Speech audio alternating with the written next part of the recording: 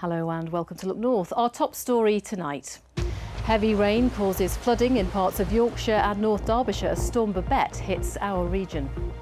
It's destroyed everything we own. The river basically went waist deep on our road in a matter of 10 minutes.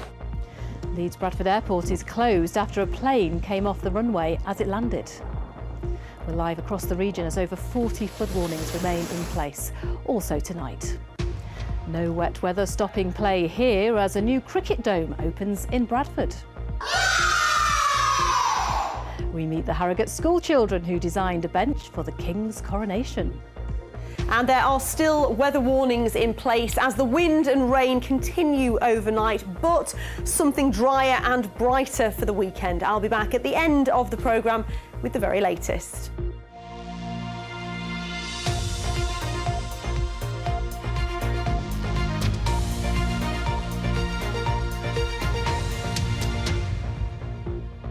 Good evening and welcome to Friday's Look North. What a day. Storm Babette has brought heavy rain and localised flooding to our region after more than 2 inches of rain fell in 24 hours. In some parts of Chesterfield, residents had to be rescued from their homes, and elsewhere properties have been without power, and there's been travel disruption and cancellations. There are currently over 40 flood warnings in place in Yorkshire and North Derbyshire. Tom Ingle is in Chesterfield for us this evening. Tom, a little bit soggy there tonight. Yes, you know me, Amanda, I love a bit of flooding fashion. And also, you know, I've covered so many flooding stories for Look North over the years, but I've never found myself here before on Chatsworth Road on the west side of Chesterfield. We understand it was the River Hipper here that burst its banks and caused quite a torrent to flood down the streets. The good news is the water is receding. If you look into the distance, you can see a car abandoned in the middle of the road. When I first got here in the middle of the afternoon, the water was well up around the doors. Now its tyres are back on dry land, but no sign yet of the owner. Well, presumably he faces quite a bill to get it going again. Also facing a lot of disruption and heartache, the residents on this street, where the fire service had to shuttle up and down with a dinghy and help people out of their houses. The water just came in that quickly. I've spoken to one couple who spent £120,000 renovating a pub. It was due to open next Wednesday, those plans in complete disarray. It is not just here where Look North has been getting its welly boots wet this afternoon. My colleague Corinne has been in South Yorkshire. Rivers rising fast and the nerves of some homeowners rising even faster. There were dozens of flood warnings and alerts in force across our region today as the rain kept coming. This is what I've done as phase 1 of my flood action plan. Okay. And when it comes towards the house, into the house, well, outside on the road more, then the curtains will come down. People in Whiston in Rotherham did what they could to protect their houses. A lot of this could have been prevented if the brook was cleared out years ago of all the detritus that has built up over the last 20 years of no maintenance on it. In Chesterfield, fire crews evacuated people from their homes. The river basically went waist deep on our road in a matter of 10 minutes. Not even that, but we helped evacuate everybody, helped evacuate all the animals, just thankful that everybody's safe. So now we're all in a church, we've got nothing, we've basically got the clothes what we're walking in. Now it's destroyed everything we own. And I've not even got any contents insurance for anything in my house or anything, and my landlords won't do anything. I've had to try and get my son from school. He's luckily in the church now, safe, but it's just catastrophic. Standing water caught several drivers out. This vehicle was stuck on a flooded road in Jordanthorpe in Sheffield. Others were stranded in Chesterfield and near Meadowhall. On the coast in Scarborough, it was wild today. Overlapping seawater meant Marine Drive was closed and the cliff lift was out of action because of high winds. There were reports of some people ignoring the closure signs at the seafronts. North Yorkshire Council urged people to stay away from the water. I know it can be intriguing when there are storms here and there are big waves, but actually we don't want people to put themselves and others in danger using the road network when they don't have to. The Environment Agency has asked people to keep a close eye on flood warnings over the next 24 hours. But for some today, the speed of the rising water was just too fast to beat. Corinne Wheatley, BBC Look North. Back on Chatsworth Road, the fire service tell me they're winding down their operations now. They're packing up. The streets are returning to some sort of normality, even though there is a huge clean-up needed here. However, for the people out of their houses, they've only got the clothes on their back, as you heard them say, and for them, the heartache and the months of tidying up is only just beginning. Amanda. Absolutely stressful times indeed. Well, we've just seen that fire crews have been out across the region evacuating people from their homes. Earlier I spoke to Simon Dunker from South Yorkshire Fire and Rescue, and I began by asking him what they've been dealing with today. We've responded to a lot of, as you can imagine, water-related incidents today. Vehicles in water, people stuck in vehicles in water, but unfortunately a number of houses are starting to become impacted by the flood water that's occurring across the county. Yeah, absolutely. It will have been a really busy day for you. Or are you expecting it to get worse this evening and into overnight? Well, I've just left a multi-agency meeting where we're really hopeful that the water levels within Sheffield have peaked, and that's a very fingers crossed statement.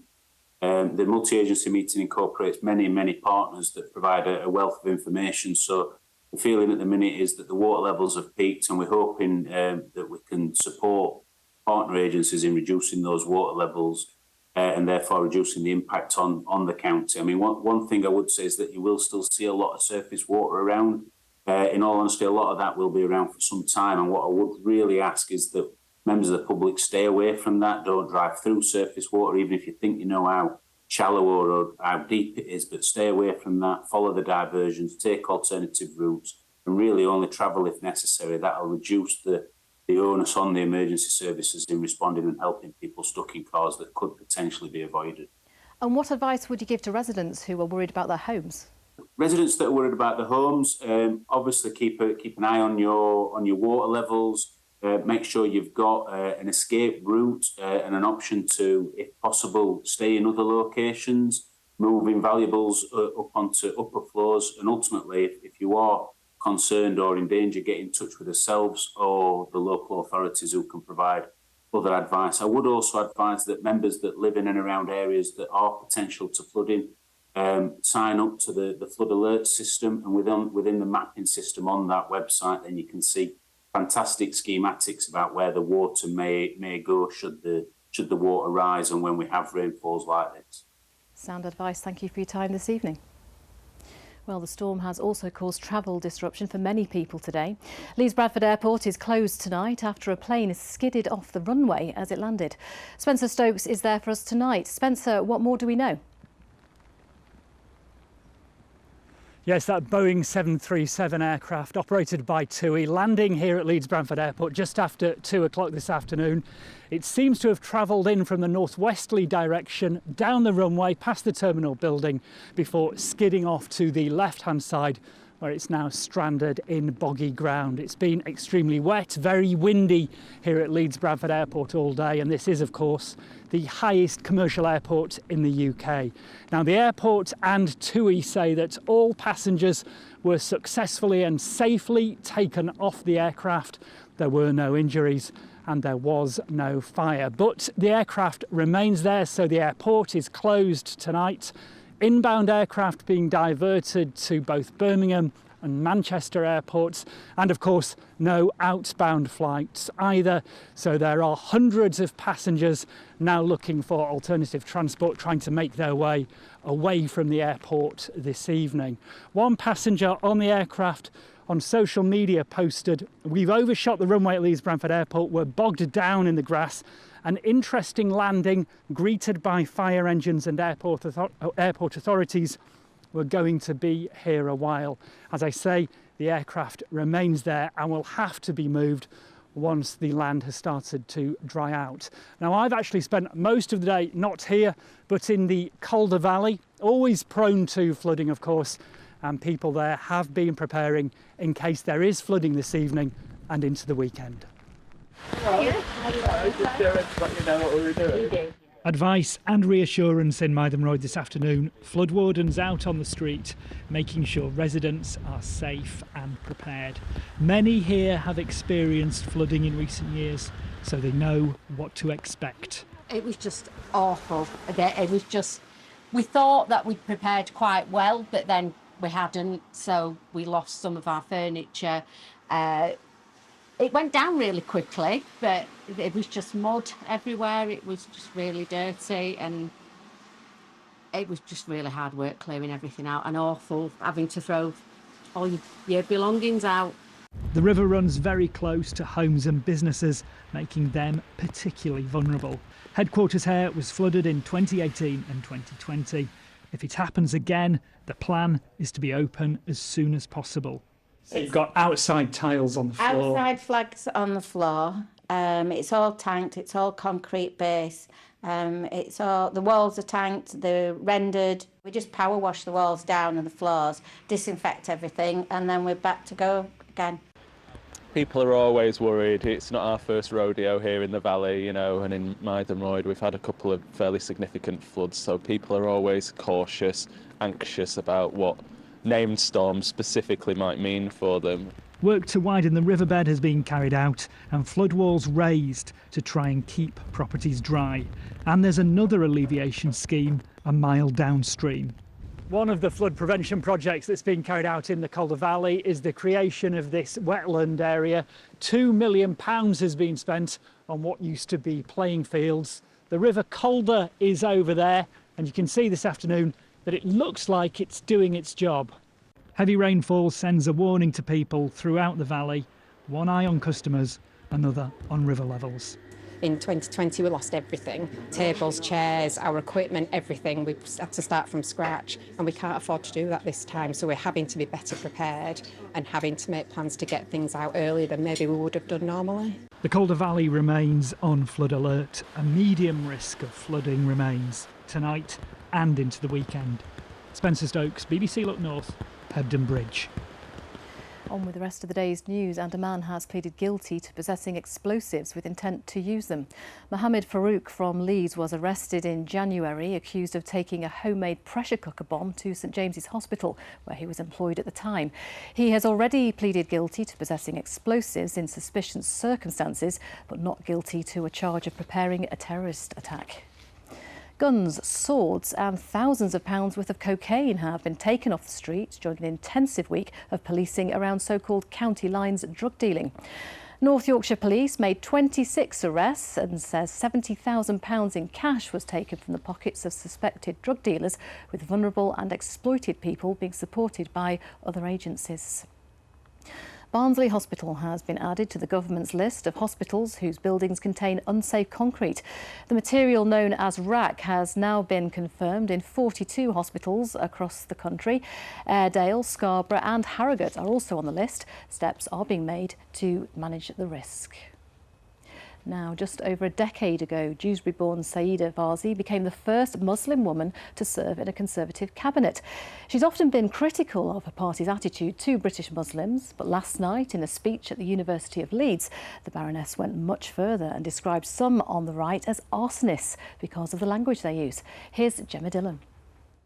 Baroness Vazi has long been a leading figure for the Conservatives, a former co-chair of the party under David Cameron. But she resigned in 2014 over the government's approach then to the conflict in Gaza. She said the approach and language used during the crisis was morally indefensible. And language was the focus of a speech she delivered at Leeds University last night. She launched an excoriating attack on her own party's government, in particular the language used by the Home Secretary. There has been, tragically, a deliberate attempt by some politicians, by some in the media, and by some think tanks to create this division, to create an us and them situation. Uncontrolled immigration, inadequate integration, and a misguided dogma of multiculturalism have proven a toxic combination for Europe over the last few decades. Multiculturalism has worked and continues to work, but there is a deliberate attempt being made by some in politics, by some in the media, and some in think tanks who consider themselves to be patriots, but I define them as arsonists because they continue to use language and policy that sets our country alight and divides our communities, and it has to stop. The Conservative Party have declined to comment about Baroness Varsi's latest intervention, which may yet open up more divisions within the party. Gemma Dillon, BBC Look North, Leeds. And you can see more on this story on Politics North this Sunday on BBC One at 10 o'clock in the morning. Now on to sport, and there's excitement brewing in Bradford, isn't there, Sally? Yes, yeah. And tell us all. Well, it has been horrible weather today, but the perfect day to test out Yorkshire's newest all-weather cricket venue, a £1.5 million dome, the only one of its kind at Bradford Park Avenue. It means the city's cricket-mad grassroots clubs have somewhere to train all year round, and it's another step towards Yorkshire's aim to transform the ground back into the first-class cricket venue it once was. We went along this morning to take a closer look. A red ribbon for a world first. This 10-bay all-weather cricket dome is the only one of its kind and will enable training for 12 months a year here at Bradford Park Avenue. Today's grim weather is a perfect illustration of why this facility, the first of its kind, is so essential. The rain is hammering down, but inside it doesn't stop play. I just love this opportunity to keep playing throughout the whole year because your skills get a bit rusty at times if you don't keep practicing them. So to have a facility like this is just, it must be so exciting as a young player and a current player. Women that come, the girls that come, train here regularly, play regularly. Some of them just come for the social, just because we're that sort of club. We're so inclusive to everyone. So having these facilities will just help encourage more and more women and girls to come down and engage. Building a facility like this is expensive, £1.5 million, much of that provided by the England and Wales Cricket Board, the ECB.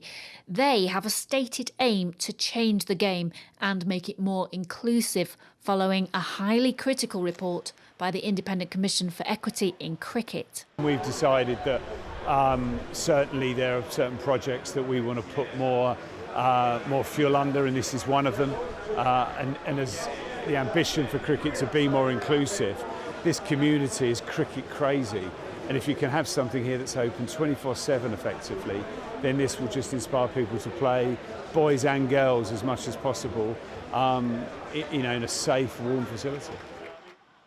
But this dome is just the beginning of Yorkshire's ambition to turn this ground back into the first-class facility that for more than 100 years regularly hosted Yorkshire matches. We need the facility, the infrastructure around it, the pavilion, changing rooms and maybe a banqueting suite to go with that, not being too greedy, but then the seating around the ground, and hopefully in one day we'll see Yorkshire first 11 playing a game back at Bradford, and that'd be a very, very historical day.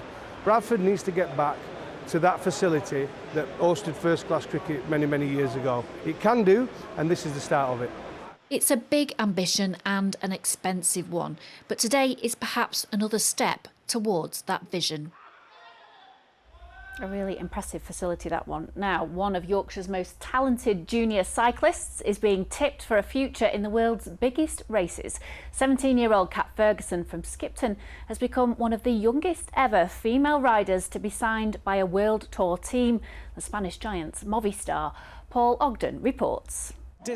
You certainly couldn't miss the effort that Skipton teenager Kat Ferguson was putting in at the recent Cycling World Championships in Glasgow. Proudly riding in Great Britain colours against the best in the world, Ferguson narrowly missed out on a gold medal in the junior women's road race. And though disappointed to end up 10th in the steep time trial finish, there's nothing like leaving everything out on the road, is there?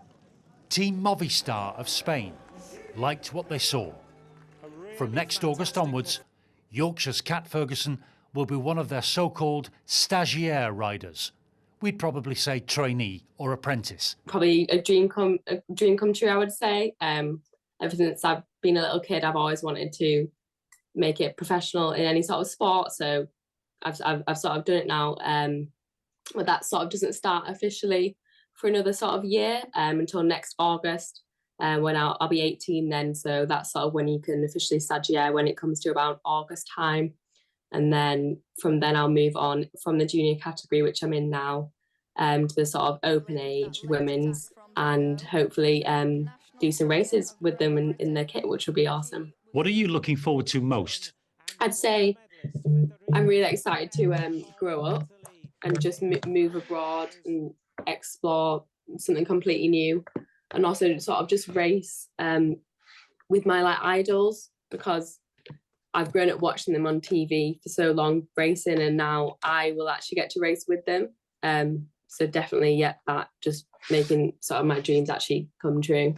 Between now and next August, when her contract with Movistar really gets going, you'll find Kat Ferguson, as before, racing winter cyclocross, even here in her native Yorkshire, when she can still fit it in. But for all the right racing reasons, that may soon be a rare thing. Paul Ogden, BBC Look North. So impressive at just 17. Now, the road to Wembley starts here with the launch of the annual Kids and Girls Cup competition in Barnsley. The seven-a-side contest sees 20,000 school children from across the country compete for the chance to represent their EFL clubs. And Barnsley will be represented by students from Outward Academy. And with the final of the competition held at Wembley, there's everything to play for. I find it fun because it's like you get to do different kind of tournaments and that, which is really fun. You get to play against different kind of schools and teams. Who are more difficult to coach, the boys or the girls? 100% the boys. The girls are easy to coach. The girls take a lot more on board. They'll listen to your feedback. 100% the girls are easier to coach. And just to tell you that tonight's championship match between Rotherham United and Ipswich has been called off because of the weather and safety concerns around the stadium. That's your sport for now. What a shame. Sally, thank you very much. Hopefully better weather to come this weekend. Now here's something to make you smile. A school in Harrogate have come top of the class after winning a national competition to design a bench to mark the King's coronation. 1,500 entries were submitted and just 15 schools got their artwork chosen to go on a bench on display at the Tower of London, no less. The winning bench has now been returned to the young designers at Dacre Braithwaite Primary School, whose motto is "Live life to the full." Phil Bodmer went to take a look. We had a range of children from year 2 to year 6 who all decided they'd like to be part of the Coronation Art Club and then set to and then designed their work on the bench. I saw all the other animals on there. I just thought maybe I could do some pandas, because when I was thinking about what I was going to draw, I just thought maybe I'd draw some pandas because I really like pandas. They're really cute when they're babies. Part of the brief for the competition was to think about the values of the children and what they would be interested, the priorities for the King to have in the future, and also what the values that you might share with the King as well. I felt really proud and proud of everyone else for taking part because they tried their best so well. And Mrs. Stokes, definitely. It was a huge opportunity for them to find out what mattered to our new King and to find out what charities he was particularly keen on supporting, which then they found married up with a lot of the values that the children had themselves. And the experience of going down to London was really exciting because a lot of them hadn't been on a train before and hadn't been on the tube and hadn't seen the excitement of being to London before.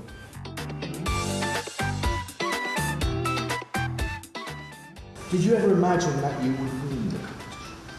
I didn't think so, but I thought we would have gotten close, so now I'm actually really chuffed. When they started learning, using the resources from the Historic Palace, they started learning more about the coronation, started putting meaning into the drawings. That was when it all came to life, really. The best bit was probably seeing all the other benches all laying out in London and especially getting to sit on ours. Were the other benches as good as yours? Some of them.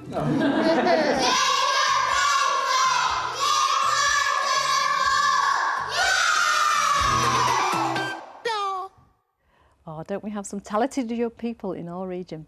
Right, onto the weather. It's what we're all talking about. Keely, please tell me there are some improvements on the way at least. Absolutely, yes. The weather warning's still in, or the 3 weather warnings are still in force overnight, but much quieter for the weekend. It is worth, though, keeping up to date on the Environment Agency website for the flood warnings and the flood watches, or the flood alerts, sorry, over the course of the weekend. And just to give you an idea of how wet it's been, an Environment Agency gauge at Redmires Reservoir in the Peak District, in the amber warning area, of course, recorded over 100 millimetres of rain. So it's been very wet indeed. If you are out and about this weekend, keep taking your weather watchers pictures, but please stay safe out there as well. We do still have warnings in force overnight tonight for heavy rain and also for coastal gales as well. But the rain is going to ease through the second half of the night, and those coastal gales will ease down through tomorrow. So a much quieter weekend, not totally dry, but much drier and brighter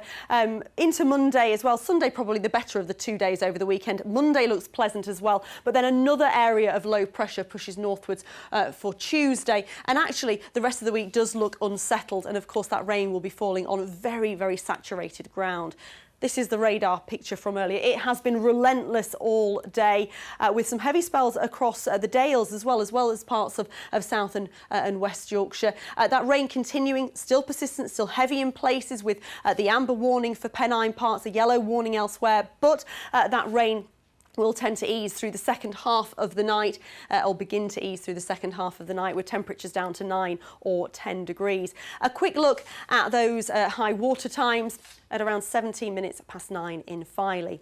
So we'll start the day tomorrow windy, still with those coastal gales, still with the cloud and rain, but the rain easing, and we should see some brighter skies developing to the east of high ground, possibly even some sunshine through the afternoon. But I suspect the Pennines will stay cloudy, and we may well see that showery rain returning into western parts at times through the day as well. The breeze, the wind will slowly ease down through tomorrow, and temperatures will lift to around 13 or 14 degrees.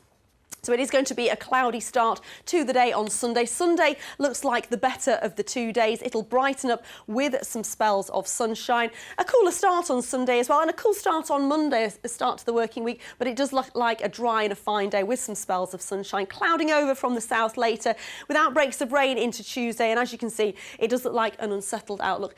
Keep checking that Environment Agency page. Sound advice. Thank you very much, Keely. So a slightly drier weekend. Absolutely. We'll hold you to that. That's it from us. Do have a lovely evening, whatever you have planned. We'll be back with your late news and weather at the usual time, 10:30. Otherwise, have a great weekend. Goodbye.